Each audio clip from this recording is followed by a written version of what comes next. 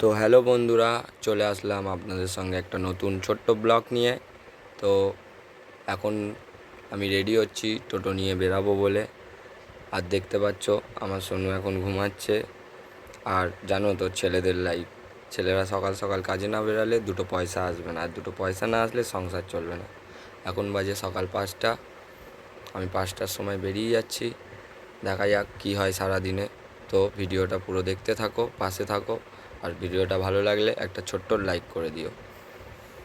আমি এখন চুলটা আঁচড়ে মানিব্যাগটা পকেটে ঢুকিয়ে, মানিব্যাগটা কেন ঢোকালাম, কারণ পয়সা পকেটে না থাকলে কিছু ভালো লাগে না, তাই মানিব্যাগটা ঢুকিয়ে নিলাম, চেনটা গলিয়ে নিলাম, আর চলে গেলাম রান্নাঘরের দিকে। কারণ জল জল হলো মেন গরমের সাথী। জল না খেলে গলা শুকিয়ে যাবে।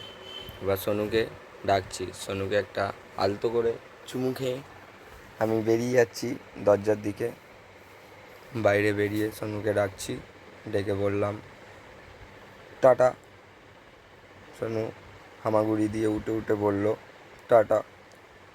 আমিও আস্তে আস্তে গাড়ির দিকে এগিয়ে যাচ্ছি।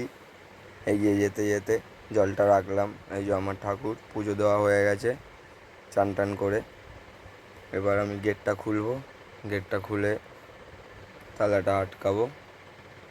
তালাটা আটকে গেটটা খুলে দিলাম। এবার আস্তে আস্তে গাড়িটাকে আমার বের করব। আমার এই টোটোটাকে বের করে, আর হ্যাঁ, টোটো বের করার আগে অন্তত, যে কোনো গাড়ি বের করার আগে অন্তত একবার হলেও ভগবানকে প্রণাম করে নিতে হয়, তাহলে দিনটা একটু ভালো যায়। এবার দেখা যাক সারাদিন কী হয়। বেরিয়ে গেলাম আস্তে আস্তে টোটোটা নিয়ে আমি। এবার চলে যাব কোন্নগর স্ট্যান্ডে, যেখানে আমার স্ট্যান্ড। রাস্তাঘাট দেখতে পাচ্ছ পুরো ফাঁকা, কেউ কোথাও নেই, কারণ এখন বেশি টাইম না, 5টা 10 বাজে। চলে আসলাম স্ট্যান্ডের সামনে। স্ট্যান্ডের সামনে এসে দেখছি একটা লাইনে গাড়ি রয়েছে। আমিও ওই গাড়িটার পেছনে লাগিয়ে দিলাম, তাহলে আমার 2nd নম্বর লাইন হলো। কিন্তু না, এটা 2nd নম্বর লাইন না। ওই যে বাইরের গাড়িটা দেখছো ঘুরছে, ওটা আছে 1st নম্বরে। তাহলে আমি হিসাবে 3rd নম্বরে হচ্ছি। কারণ ওই গাড়িটা বাইরে প্যাসেঞ্জার তুলতে গেছিলো, প্যাসেঞ্জারগুলো চলে গেছে অন্য গাড়িতে, তাই ও প্যাসেঞ্জার তুলতে পারেনি। এবার আমি চলে যাচ্ছি একটু চা খেতে, কারণ সকাল সকাল একটু চা না খেলে মাইন্ড ফ্রেশ হয় না। এই কারণে চাটা খেতে আমি শুরু করে দিলাম, আর লেট করলাম না। আর বেশি কথা না বলে তাড়াতাড়ি চায়ে এক চুমুক দিয়ে দিলাম। চুমুক দেওয়ার পর কত সুন্দর। আর হ্যাঁ, যারা যারা কোন্নগরে থাকো, কোন্নগরে চা খেতে চাও, এই দাদার কাছে চলে আসবে, অন্তত পেয়ে যাবে। আর হ্যাঁ, এটা আমাদের পার্থদা, যার কথা বললাম, সে 1 নম্বর লাইন। আমার এখন গাড়িটা 3 নম্বরে আছে। আমি শুধু অপেক্ষা করছি কখন আমার লাইন আসবে। এবার চাটা খাওয়ার পরে একটুকুনি সুখ টানের দিকে চলে গেলাম। সুখ টান বলতে বুঝেই যাচ্ছ কী জিনিস। ও কি মজা, এটা না খেলে শান্ত হয় না। আর হ্যাঁ, এটা কৃষ্ণা কাকা, আমাদের মধ্যে আমাদেরই একটা স্ট্যান্ডার্ড টোটো ড্রাইভার। কৃষ্ণা কাকা বলছে, ওই তুই ভিডিও বানাচ্ছিস? আমি ওই দিকে পালালাম। আমি তখন হাসতে হাসতে বললাম, ঠিক আছে, তুমি পালিয়ে যাও। এখন টোটোতে বসে গেলাম, বসে অপেক্ষা করছি কখন প্যাসেঞ্জার আসবে। তার মধ্যেখানে চলে আসলো আমার বন্ধুরা, ওরা যাচ্ছে কলকাতায় মাল দিতে।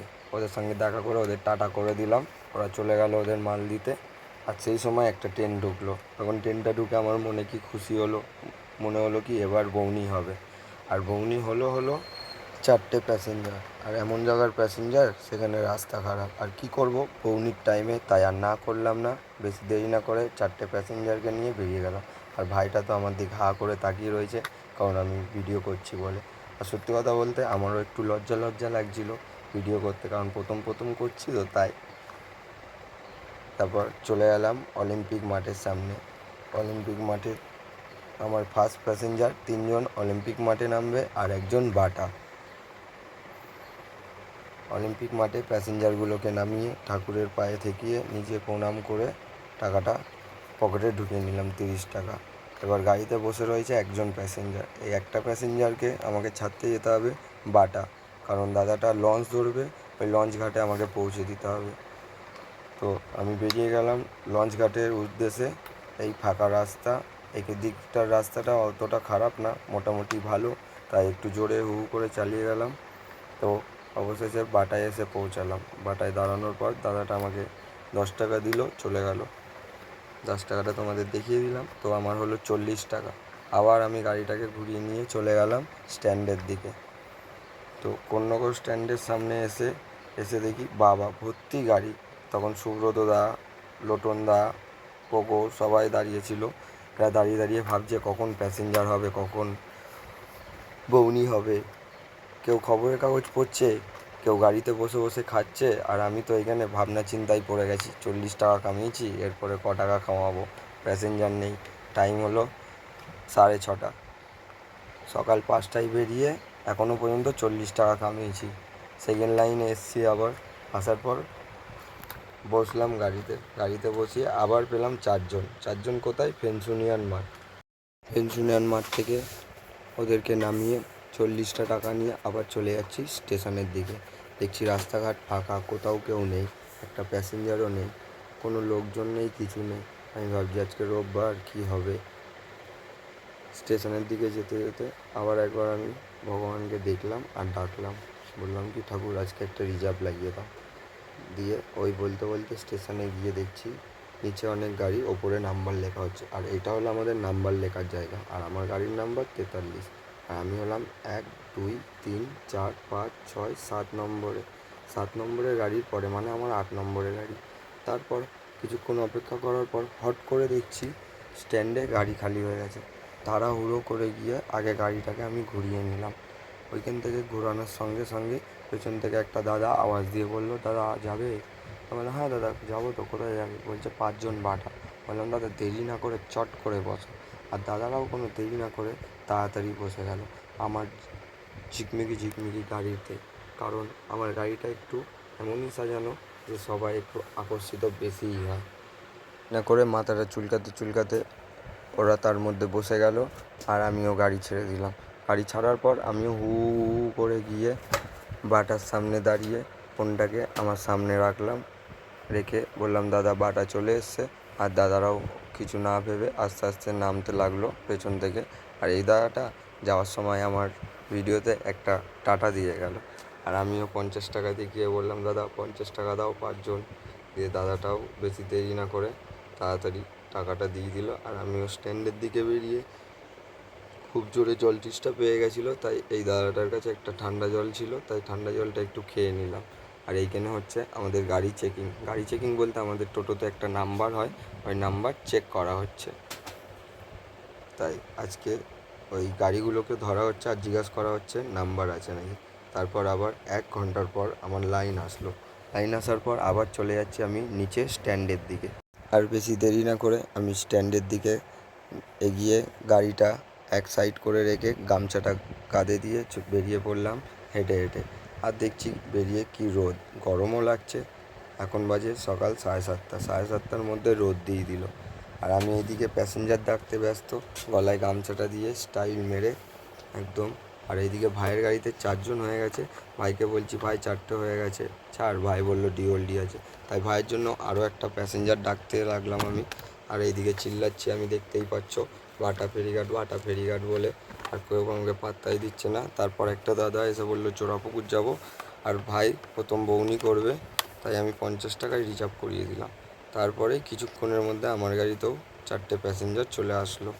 আর কোথায় আসলো? মাস্টারপাড়া। সেই খারাপ রাস্তা। আর খারাপ রাস্তা হলে কী হবে, পয়সার জন্য আমাকে যেখানে খুশি যেতে হবে। আর আজকে নয় খারাপ রাস্তা, কালকে তো ভালোও হতে পারে। তাই বেশি দেরি না করে আমি এগিয়ে গেলাম মঞ্জিলের দিকে। তো আস্তে আস্তে ক্যামেরাটাকে ধরে আমি এদিক ওদিক তাকিয়ে আস্তে আস্তে গাড়িটাকে বের করে এইদিকে তাকালাম। এই দিক দিয়ে যেতে দেবে না, কারণ এখন 8টা বেজে গেছে। 8টার সময় নো এন্ট্রি হয়ে যায়। তাই আমি ওই দিক দিয়ে ঘুরিয়ে ওদেরকে নামিয়ে পয়সাটা গুনে দিলাম। তো এই দিক দিয়ে এসে আবার চলে যাচ্ছি আমি কলোনি বাজারের দিকে। দেখতেই পাচ্ছ একটু একটু জায়গা থেকে আমি গলিয়ে বেরিয়ে চলে গেলাম কলোনি বাজার। এখন 60 টাকা দিয়ে কিনবো হলো কচুরি কেনার পর আমি চলে আসলাম কচুরি নিয়ে।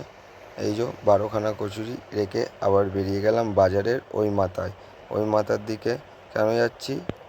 এই ছাতাওয়ালা দোকানটা দেখতে পাচ্ছ, এর পেছনে আমি মাংস কিনি। 100 টাকার মাংস আমিও নিয়ে নেবো আর বাড়িতে নিয়ে চলে যাব, কারণ আজকে রোববার মানে সবার বাড়িতে মাংস। আর আমার বাড়িতে হবে না সেটা হতে পারে, তাই আমিও মাংসটা নিয়ে নিলাম। আর এদিকে মাংসটা নিচে রেখে চলে গেলাম বাড়ির দিকে যেতে যেতে এখন পুকুর পাড়ের দিকে যাচ্ছি। বিশাল ঠান্ডা ঠান্ডা হাওয়া ছাড়ছে, দিয়ে বলছি কি ভালো লাগছে, মনে হচ্ছে একটু বসে থাকি। তো তারপর আস্তে আস্তে চলে আসলাম বাড়ির সামনে এসে গাড়িটা সাইডে লাগিয়ে আমি নেমে গেলাম গাড়ি থেকে নামার পর হাতে মাংস আর কচুরিটা তুলে নিজের মোবাইলটা নিয়ে আস্তে আস্তে এগিয়ে গেলাম গেটের দিকে। এই যে দেখতে পাচ্ছ, মাংস আর কচুরি নিয়ে ঢুকে যাচ্ছি নিজের ঘরের দিকে। ঘরের গেটটা খুলে আস্তে আস্তে ঘরের আরেকটা দরজায় পৌঁছে যাওয়ার পর বলছি, ইয়াম্মি তাড়াতাড়ি খেতে হবে। তারপর ঘরে ঢুকে দেখি সোনু কোথায়। সোনুকে দেখছি মোবাইলে কথা বলছে, কার সঙ্গে? ওর মায়ের সঙ্গে ফোনে কথা বলছে। ওকে বলছি নাও তাড়াতাড়ি পারো, খিদা পেয়ে গেছে, খাবো তো। ও বলছে ঠিক আছে যাও রান্নাঘরে রেখে আসো। তারপর আমি রান্নাঘরে এটাকে রাখতে চলে গেলাম। তারপরে আমি বসে পড়লাম আবার টাকা গুনতে, কারণ আজকে রোববার, ভোর 5টায় বেরিয়েছি, এখন 10টা বাজে বাড়ি আসলাম। আজকে বাজারটাও অত ভালো হয়নি, তাই একবার টাকাটা ইচ্ছা হলো গুনে নিই ক টাকা ইনকাম হয়েছে সারাদিনে। মানে সারাদিনে বলতে ভোর 5টা থেকে 10টা পর্যন্ত। তারপর টাকাটাকে আমি ভালোভাবে এক জায়গায় করে টাকাটাকে আমি গুনে দেখলাম। গোনার পর দেখছি 170 টাকা ইনকাম হয়েছে মাত্র। তো আর দেরি না করে এবার চলে গেলাম আমরা টিফিন করতে। গরম গরম কচুরিটা খেতে শুরু করে দিলাম। ওইদিকে আমার সোনুও খেতে শুরু করে দিয়েছে। তো খেতে খেতে এইটুকুই বলবো, ভিডিওটা যদি একটু ভালো লেগে থাকে চ্যানেলটাকে সাবস্ক্রাইব, শেয়ার আর একটা লাইক করে যাও। তো আগামীকাল দেখা হচ্ছে আবার একটা নতুন ব্লগ নিয়ে। তো এখন সবাই সুস্থ থাকো, ভালো থাকো, আমার নতুন নতুন ভিডিও দেখতে থাকো।